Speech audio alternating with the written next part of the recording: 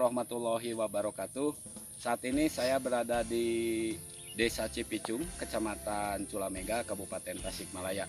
Kebetulan ini seorang penyuluh pertanian yang statusnya masih THLT BPPD, dan kebetulan untuk tahun ini dari Kabupaten Tasikmalaya merupakan utusan penyuluh pertanian terbaik di Kabupaten Tasikmalaya dan maju untuk seleksi di tingkat provinsi. Adapun kenapa pertimbangannya, setelah dilakukan penilaian dari tim kabupaten, ternyata dari potensi yang ada di Kecamatan Culamega ini ada yang namanya teh organik.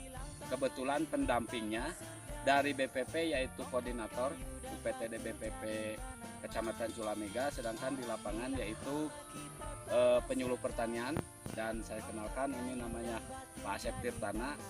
Untuk itu Pak Asep, kami minta penjelasan bagaimana dengan potensi dan juga hambatan juga pengembangan rencana yang akan datang. Baik, terima kasih Pak At dari Kabupaten Tasikmalaya.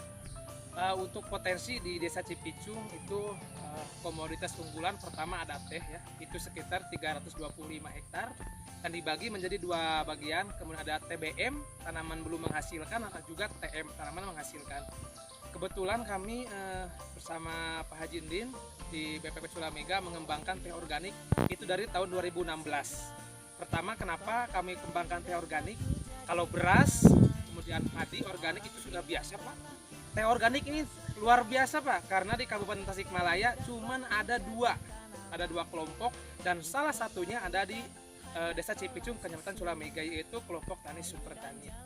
Kenapa teh organik ini penting?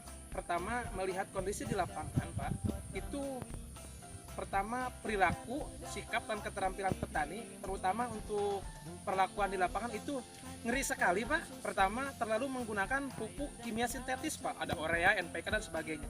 Kami 2016 bersama Pak Haji kemudian berinisiatif dan ditunjang lagi dengan program dari Disbun, dari Dinas Pertanian, itu mengembangkan teh organik.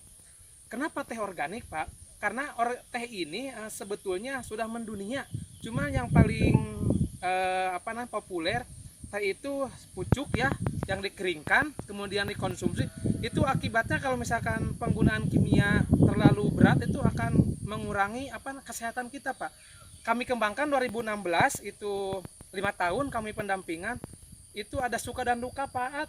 Sukanya kami alhamdulillah 5 tahun bersama Pak Haji itu mengembangkan teh organik.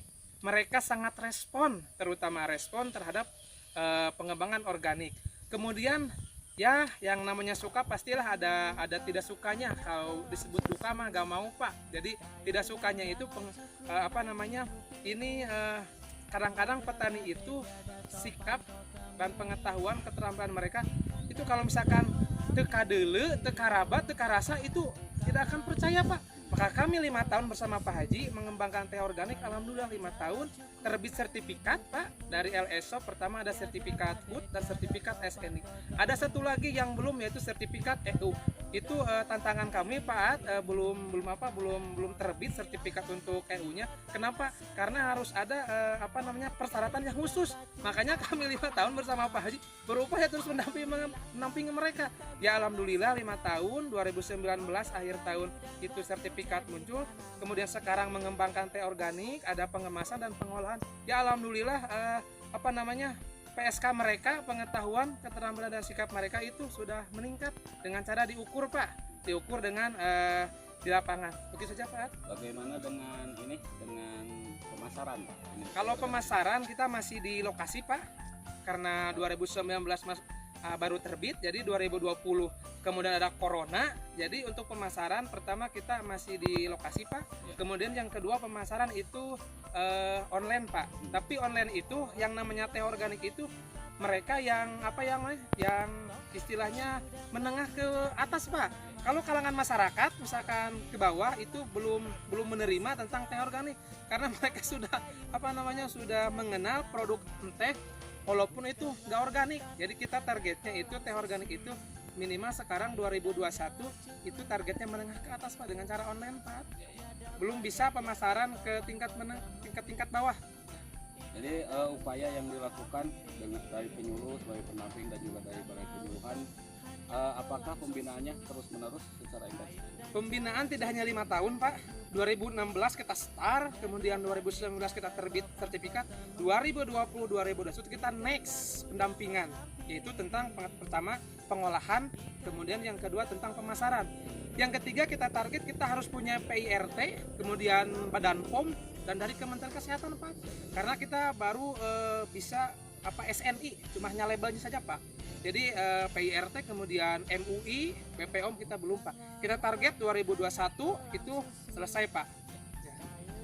Demikian mudah-mudahan apa yang disampaikan oleh penyuluh pertanian Desa Cipicung, Kecamatan Culamega ini membawa motivasi dan juga inspirasi, walaupun di daerah terpencil agar pedalaman di Kabupaten Tasik, di mana Culamega ini tipe lahan dan juga wilayahnya hampir sama dengan Kecamatan Bojong Gamir, Sorong Hilir gitu, pegunungan dengan ketinggian antara 700 sampai 800 meter dari permukaan laut.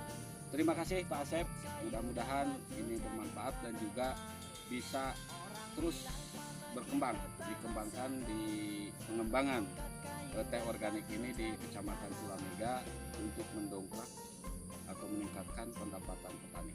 Dari Desa Cipicung, Kecamatan Culamega, Kabupaten Tasikmalaya, saya menyampaikan Assalamualaikum warahmatullahi wabarakatuh.